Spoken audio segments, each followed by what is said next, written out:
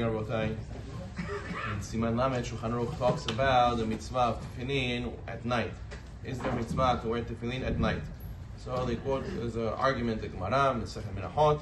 Yosef Galili says there's no mitzvah to wear Tefillin at night. It only applies during day.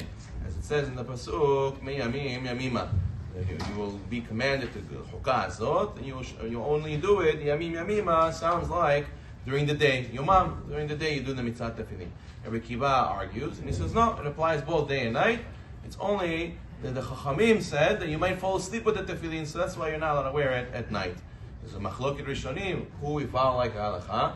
The Rambam and the Rif, many want to say, hold, it's a sur to wear Tefillin at night from the Torah. But many Yashrim, the Tosfot, the Rosh, they argue and they say, no, it's only a sermon Darabanan from the Torah. Really, Tefillin also applies at night. Shulchan Aruch writes that halacha, it's a sermon Darabanan to wear Tefillin, and technically Tefillin counts also at night. But we don't wear it because somebody might fall asleep, and you're not allowed to fall asleep while wearing the Tefillin. Therefore, it's very important that we don't wear Tefillin at nighttime. When is it applicable? Let's say a person, he has a flight very early in the morning. He's not going to be able to come to shul to be able to pray with the minyan. He has to pray by himself. So he wants to pray before he goes on his flight. He has to check that it's already at least Mishiakir. The earliest time to wear tefillin in talit is Mishiakir. What's Mishiakir? The time where a person, there's enough daylight outside, you can see your friend from 6 feet away, you recognize who he is. This is approximately around 12 minutes after dawn. So the earliest you can wear tefillin is around 12 minutes after dawn. If a person wants to be lenient, you can say even 6 minutes. Even some opinions say 6 minutes. So basically, karochi, then an hour before Netz, the earliest you can wear the tefillin. Usually dawn is 72 minutes before Netz. So around an hour before Netz is the earliest a person wear tefillin. Before that, a person should not put on tefillin, and he should not say the bracha if he puts a tefillin at that time. So you got to check on the zman. What time is the earliest to put tefillin? Usually it says dawn. It says Mishiakir, the earliest time for talit tefillin.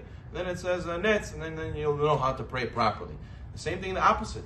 Person, he wants to know, let's say he wasn't able to put tefillin in the morning. And he went to work, and he did whatever he had to do, and then at the end of the day, he says, I'll put tefillin before the end of the day. There comes the end of the day, and he wants to put tefillin, so he has to make sure to put tefillin before Tzedek Kochavim. You should try not to, we'll delay it until nighttime. In nighttime, you shouldn't be putting on tefillin. During Ben Hashmashot, you're allowed to wear tefillin. You have around 13 and a half seasonal minutes from sunset to the Tzedek Kochavim. During that time, you can wear tefillin also, and there's a suffix sveka that says you're allowed to say a bracha as well. But at nighttime, we do not wear tefillin, so you have to make sure to do it only during the daytime.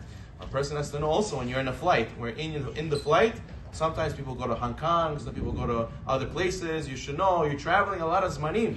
You're going over the time zones when you're flying, and you should go and check on the website, My Zmanim. You put in your flight number, and it tells you all the zmanim, what it's going to be. You're going to have Netz at this time on the flight. You're going to have Minha. You can have, sometimes people pray Shahrit, Minha, Arit, all within 3-4 hours, because they're passing over so many time zones.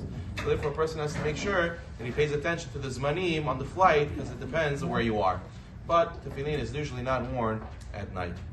There's a nice story where there was people in the yeshiva, in the kollel, and one of them had a very hard time with money. They needed a big yeshua with money.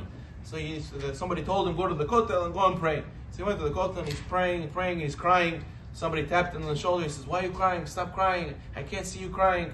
And he says, this is my story, this is my situation. Listen, he took out a checkbook, he wrote him a check, and he said, here, I don't want to see you crying anymore. Let's go in peace and take care of whatever you need to take care of. And he got a yeshua, and he was able to pay whatever monetary issue he had. He came back to the yeshiva, and he told everybody about the big miracle he had. The next day, where did everybody go? Everybody went to the kotel. There was you saw all the guys were missing during lunch break. Where did they go? They all ran to the kotel. They're all praying. They came back, and they asked the Rosh Yeshiva. No, he prayed, and he got answered. Somebody wrote him a check. We all went, no, we didn't get nothing. We were there praying, nothing happened. He said to them, you know why? He was praying to who? To Hashem, and he was looking for Yeshua for Hashem. You were praying, the whole time you were praying, you were looking like this.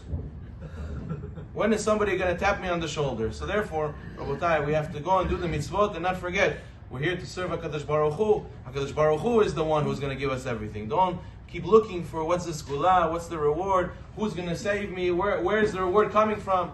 yes, this is the one level, but there's a higher level, which is relying on Kadosh Baruch Hu.